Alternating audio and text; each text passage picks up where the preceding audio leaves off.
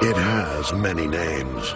The Rock, Alcatraz, Alcatraz. Over 1,500 men have lived in this crucible of anger, frustration, and violence. And there isn't a single visitor who doesn't feel that legacy. The Rock no longer houses inmates, but the haunting question remains. Do the souls of prisoners still walk these ruins?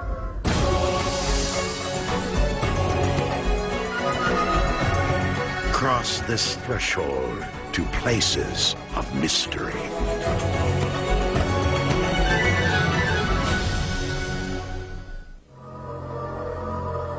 Just across the bay from San Francisco, Alcatraz draws over 1 million visitors a year from around the world. They arrive by the boatload. Welcome to the Rock. Welcome to Alcatraz. They expect a safe window into the turbulent past, a momentary taste of life behind bars. They don't know there's another secret world hidden within these walls. But this ex-convict knows, and despite his years of imprisonment, he's compelled to return here time and time again. I believe that this island is haunted. Every time I went to them cell blocks, somehow or another I could feel it. It was the island of the damned. This journalist came here a skeptic, but one shocking moment changed his views on the supernatural. I do not believe in ghosts, so when this occurred, it put a whole new pathway for me personally. While roaming the halls of Alcatraz, this paranormal investigator also had a personal encounter with the spirit world. I found one entity. So, to me, I believe it's haunted, and I believe that this entity belongs to the prison. Alcatraz was the harshest of the federal prisons. Inmates hardly ever had visitors and were allowed little time in the yard. They spent most of their day alone, confined to a 5-by-9-foot cell. Inmates were banished to this island prison not by the courts, but by the wardens from other penitentiaries who couldn't control them. They call all those guys the incorrigibles, and that's why we were sent here. Leon Whitey Thompson, a convicted bank robber, spent 4 years on Alcatraz. He was sent there from McNeil Island Penitentiary. Even now at 77, his memories are still so vivid, it's like he's traveled back in time. On Alcatraz here, don't underestimate any of these guys. Because on this island, nothing will end in a simple fight. If you step on a toe, it's going to wind up in a death. Because we didn't play no games here. At least a dozen men died trying to escape from the Rock. So why would anyone want to return? I have feelings for this old island. It's like it's alive. And it knows me. And I keep coming back. One of his visits to Alcatraz took Whitey on a trip the tough ex-con could never have imagined. A brief journey to the other side. Johnny House, a convicted murderer, was one of Whitey's closest friends at Alcatraz. Johnny House, I like Johnny House. He's a big, tough Texan. The reason why I liked him because he walked in his own shoes. The last day Whitey saw Johnny House was on October 25th, 1962, the day Whitey was released from prison. I was leaving the island, and I stopped at Johnny House's cell. I remember telling him, you know, I'm getting out. It was nice knowing you, Johnny. And I remember him saying, it's my pleasure. It's just like reliving it. I remember that day. As I started walking down Broadway after I said so long to him, I didn't want him to see me because, like I am now, I was dropping tears. And I knew that This is the last time, probably never see him again. And old Johnny died later on in prison. But for one astonishing moment, Whitey actually saw his old friend Johnny again. One day, 20 years after Whitey's release, he was waiting to give a lecture to visitors about his time on Alcatraz. And I was up in the cell house. I was alone in the cell house, kind of reminiscing. And so I walked over around the corner here in front of my cell, and I happened to look down the end of the corridor here. We call this Michigan Avenue, and way down the end there, I seen this like a black silhouette, and a big tall guy, and I know he was staring down this way. I couldn't see his face. He was all black, but he was staring down this way, and I was wondering who it was.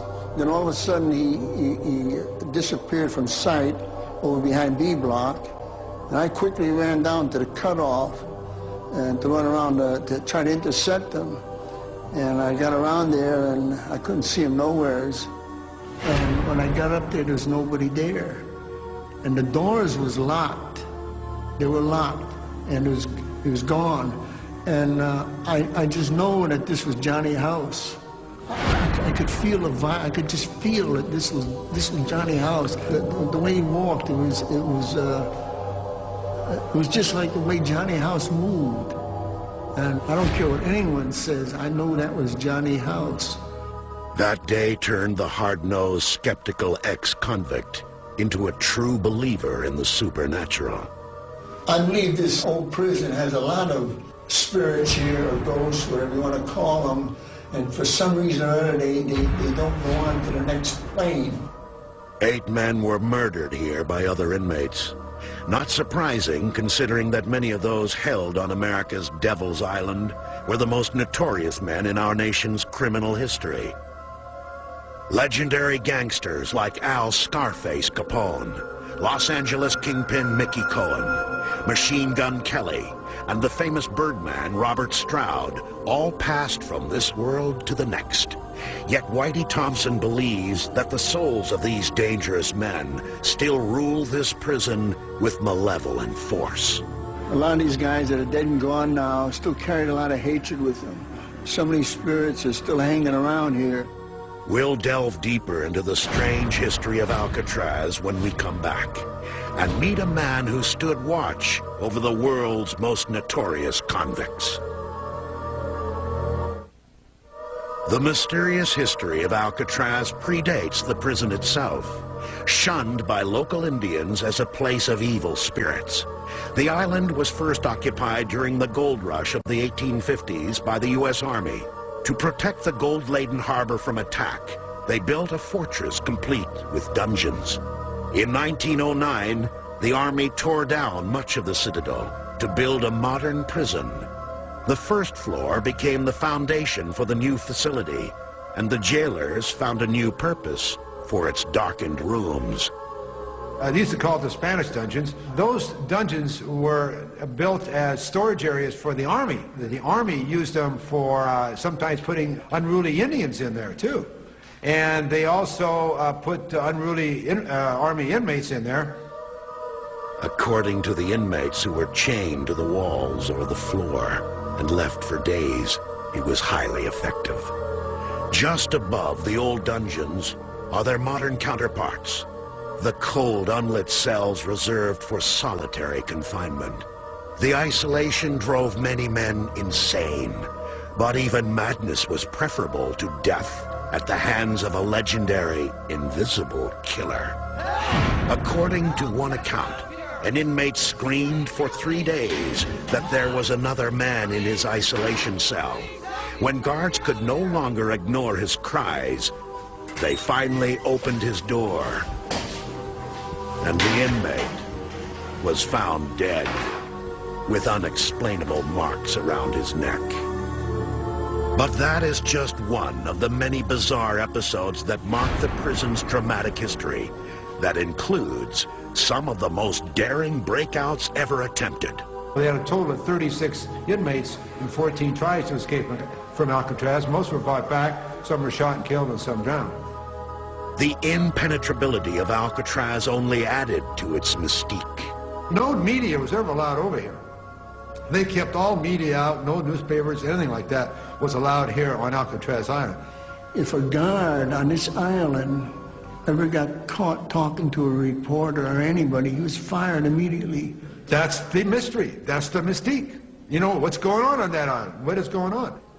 Frank Heaney was just 21 when he came to work on Alcatraz as a prison guard. He served from 1948 to 1951. It would be the longest 3 years of his life. I'll tell you what made the job tough for me is that we were living in an era of doom, gloom, despair, and despondency. Every day it prevailed it. You could feel it when you walked in. You could feel it when you walked out. Though he survived his wounds, other inmates were stabbed to death in this same location. Park Ranger Laurie Brosnan says that visitors often report a disturbing chill when they pass through this area. A nighttime security guard who was on patrol. He's the only man in the building. And he walks into the shower room basement area and he feels a hand on his shoulder. Turns around, nobody's there. That was spooky for him. In 1963, Attorney General Robert Kennedy ordered the decaying prison closed. The remaining inmates were either paroled or transferred to other prisons. Though the cells are now empty, a lingering presence remains. Any place was going to have a mysterious, a ghosty type effect. I think it would be here in Alcatraz with the characters that are on this island, the things that have happened over the years, some of the bad things of people being killed. When we come back, the most vicious incident in the prison's history. Plus, some ghost hunters who got a lot more than they bargained for. May 1946, the date of the largest and most deadly escape ever attempted at the Rock, known as the Battle for Alcatraz.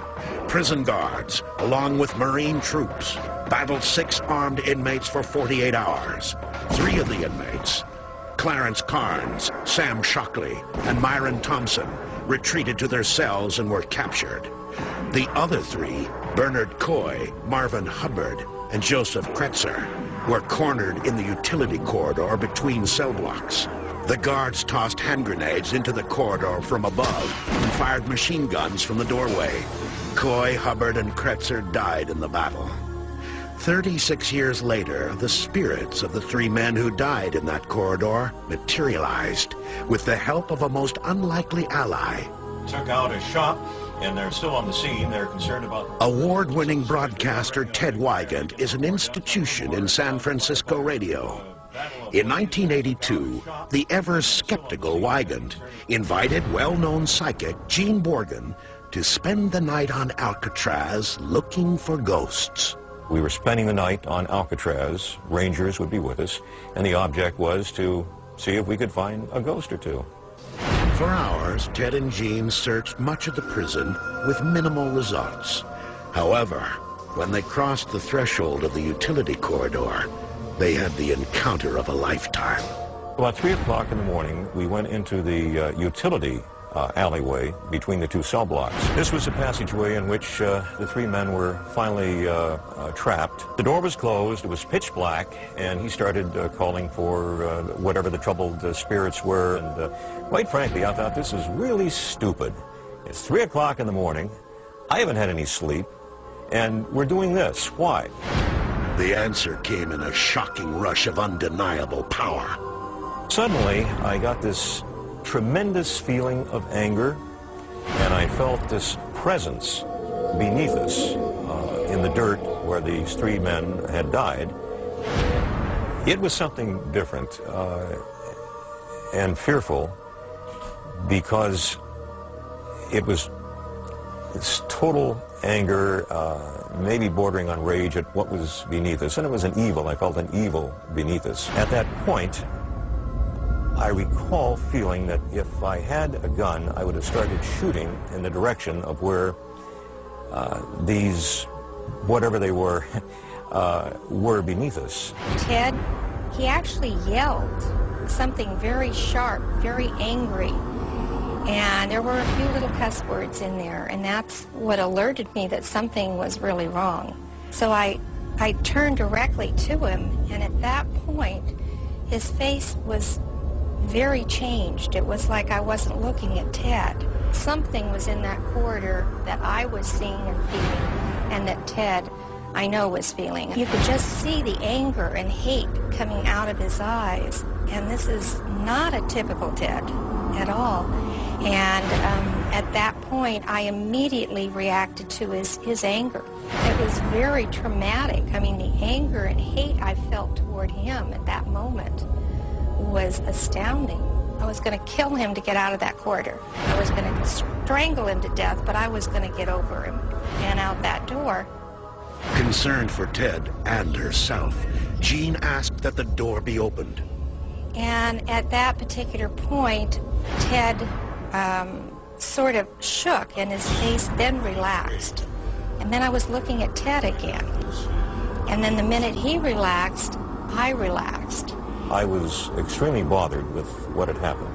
For me, at that moment, it was absolutely real.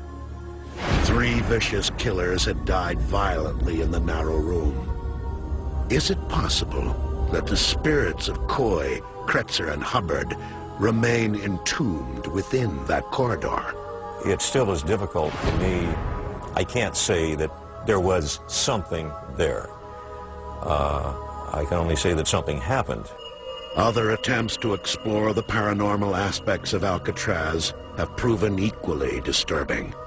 A psychic who was taking the tour of the prison was paralyzed with fright when a man materialized in a cell and threatened her with a weapon. Even those who work at Alcatraz are not immune to its unexplained power. Lori Brosnan first visited the island as a child with her father, a freelance cinematographer. She is now a park ranger, stationed on Alcatraz for the last 12 years. I've heard late at night when I'm in a cell trying to doze off to sleep, I've heard the cell doors sound, which is a very unique sound. The devices that operate those cell doors are locked. I am the only one on the island with a key, so there's no way anybody else could be creating that sound. The sound of the cell door, I really heard it. It was not a dream, it was something I heard. Night watchmen, alone on the island, have heard the sounds of harmonicas playing, doors opening and closing, and inmates whispering amongst themselves. Anytime you come to a real historical facility like Alcatraz, you expect to find activity of some kind. Dr. Larry Mons and Dana Smoller of the International Society for Paranormal Research are exploring the prison for evidence of paranormal activity. Earlier this morning, we were just really primarily going through to kind of see if maybe I picked up on some different kinds of clairvoyant information. They first explored D Block, solitary confinement. Yeah, I don't feel anybody in here. Dana and Larry found nothing of consequence until they went into the old laundry building. As Dana walked through the sewing area on the second floor, Larry followed with a magnetometer, a device which measures changes in magnetic fields. Yeah, because my hands are just, they're just buzzing so tremendously right through here. And now it feels like pins. I'm getting pins and needles. As they continued their walk through the area, Dr. Mons monitored his magnetometer. Wait, it spiked again. You know what? I just got pain right through here, right standing. And it just spiked. As soon as you walked past this area, it spiked. It's right. Right when I crossed over here. Yeah. And now it's gone again. And again, a few minutes later, the magnetometer jumped. Look at this. Look at that. See, now that, it's spiked pretty high. Unless there's a really electromagnetic device right here somewhere that would cause that to take place, I could see that, but there was nothing. And here we are in the middle of the room getting 0, and all of a sudden now it spikes. So what this means with a temporary electromagnetic field, there's definitely some type of paranormal activity taking place now. But is there any connection between their experience in the room and past events? A subsequent conversation with head ranger Craig Glassner revealed this little-known fact. A lethal knife attack did indeed once take place in the sewing area. There was a movie a few years ago called Murder in the First, in which a murder occurs between inmates in the mess hall. In fact, it was in that building that Henry Young murdered an inmate by the name of Rufus McCain. That was something in the movie changed because they didn't want to film down there. Coincidence? Perhaps. But it is remarkable that of all the places the investigators covered, the most significant activity occurred in the sewing area, the place of a specific and deadly incident, and one of which the investigators could not have known. Sudden death, spectral assassins, and a pervasive, ominous presence of inexplicable power. There is little question that Alcatraz holds a particular place in our collective imagination, consistently evoking feelings both stirring and dark. Especially when it's a quiet night and you're by yourself, and I don't know, I can kind of sense them around me. Even right now, as I'm talking to you, I feel that we're being watched. Escape from Alcatraz is now a simple boat ride. But for those who feel haunted by the experience, the island's power is impossible to leave behind.